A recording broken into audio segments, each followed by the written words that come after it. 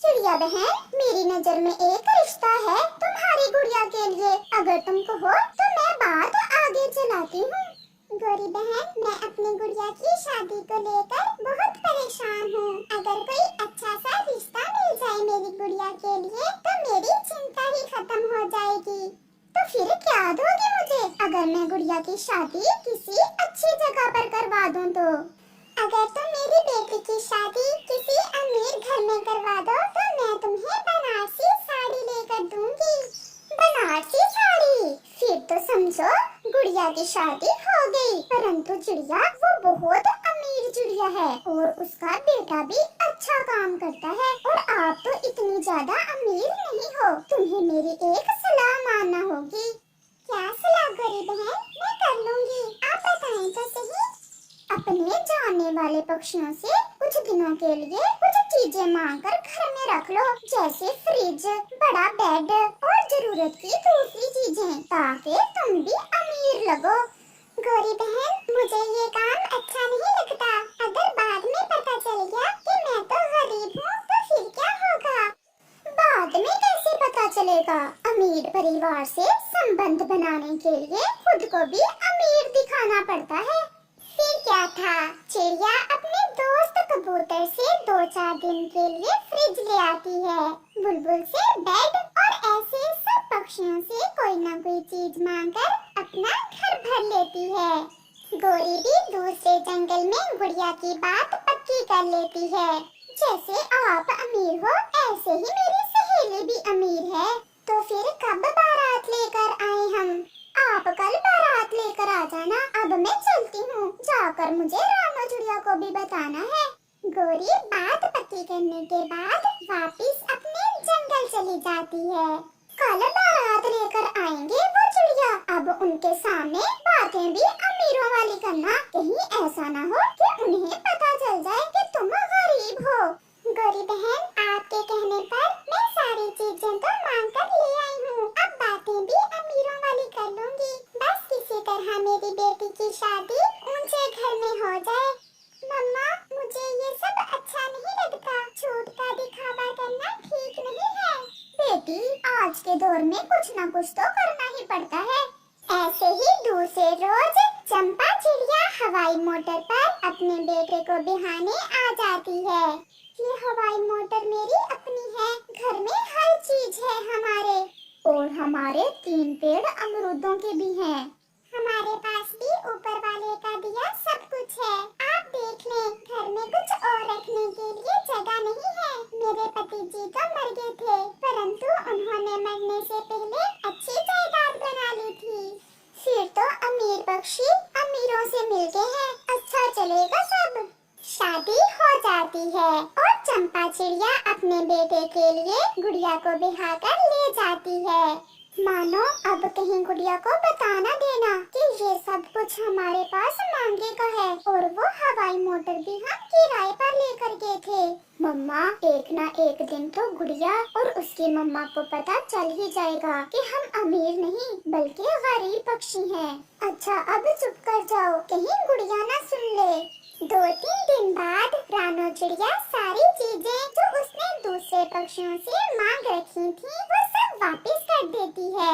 गौरी बहन, पहली बार आपके कहने पर मैंने झूठ बोला। मुझे बहुत डर लग रहा है। अगर मेरी गुड़िया के ससुराल वालों को पता चल गया तो बहुत बेइज्जती होगी। पहली बार झूठ बोला है इसलिए तो डर रही हो, और उन्हें कौन बताएगा कि तुम गरीब हो? सासू माँ, जिस दिन मैं इस घर में आई थी तो घर में एसी भी लगा हुआ था और किचन में भी बहुत कुछ था। वो सारा सामान कहाँ गया? गुड़िया बेटी, हम घर में ज्यादा पुराना सामान नहीं रखते। मैंने वो सब चीजें गरीब पक्षियों को दे दी हैं और अब हम सब कुछ नया खरीदेंगे। गुड़िया, मम्मा को पुरानी चीजें अच्छी नहीं लगती। हम कुछ महीनों बाद घर का फर्नीचर बदल लेते हैं। मुझे तो ऐसा लगता है कि मेरी मम्मा की तरह इन्होंने भी सब कुछ मांग कर ही ला रखा था। गुड़िया, क्या सोचने लग गई? कुछ नहीं, बस वो माँ की याद आ गई थी। मानो वो अमरूदों के पेड़ कहाँ हैं जो आप बता रहे थे? वो पेड़ तो बहुत दूर हैं। किसी दिन जाकर दिखा लाऊंगा मैं तुम्हें। आप भोजन खाएं, मम्मा ने खास आपके लिए बनाया आया है। चिड़िया बहन, अब मेरी बनारसी साड़ी भी ला दे। देख लो, मैंने गुड़िया की शादी ऊंचे परिवार में करवा दी है। मैं कुछ दिनों तक मंगवा दूंगी आपको साड़ी। परंतु गौरी, मुझे कुछ कुछ ऐसा लग रहा था कि मेरी तरह वो चिड़िया भी झूठ बोल रही थी। नहीं नहीं रानो, वो परिवार तो सच में अमीर है। देखा नहीं, उनकी अपनी हवाई मोटर थी। फिर एक दिन गुड़िया की सास अपने बेटे से कहती है, मानो आप गुड़िया को झरने की सैर करवा लाओ। क्या क्या माँ, झरना भी है इस जंगल में? झरना हमारे घर से ज्यादा दूर नहीं है, वहाँ तितलियाँ भी आती हैं। पति जी, प्लीज मुझे जल्दी से ले जाए झरने पर। फिर मानो चिड़ा अपनी पत्नी गुड़िया को झरना दिखाने ले जाता है। मैं आज गुड़िया की माँ से मिलकर आती हूँ और देखती हूँ कि कहीं उसे पता तो नहीं चल गया कि हम अमीर नहीं बल्कि गरीब हैं।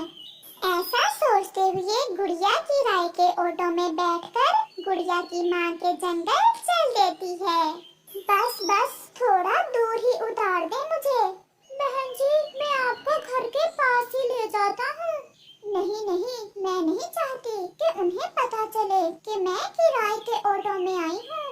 जब चंपा किराए के ऑटो से उतरती है तो सामने ही रानो चिड़िया और कबूतर बैठे हुए थे।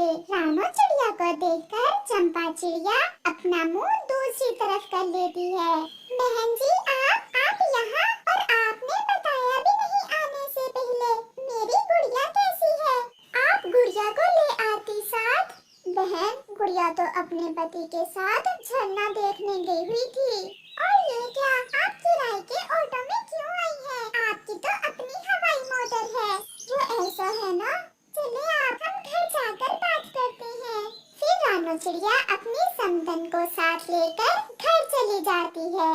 समदन जी, ये क्या, आपके घर में तो उस दिन ढेर सारा फर्नीचर और कीमती सामान था जो आज नहीं है। बहन, अब कब तक हम एक दूसरे से झूठ बोलेंगी? जैसी आपकी हवाई मोटर थी, ऐसे ही वो सामान किसी का था। ये सुनकर रानो चिड़िया की समदन हंसने लग जाती है। सच कहा बहन, मैं भी हर समय इसी बात से डर रही थी कि कहीं आपको पता न चल जाए कि हम इतने अमीर नहीं हैं। बहन, मैंने भी गौरी के कहने पर आपसे झूठ बोला। वो सारा सामान भी मेरे दोस्तों का था। अच्छी रोटी खा रहे हैं हम। अगर सामान नहीं भी तो क्या हुआ? मेरा बेटा भी मेहनती है और मुझे भी गौरी कवि ने अमीर होने का नाटक करने को कहा था। अच्छा ही हुआ जो ये बोझ भी उतर गया। चलो बहन, अब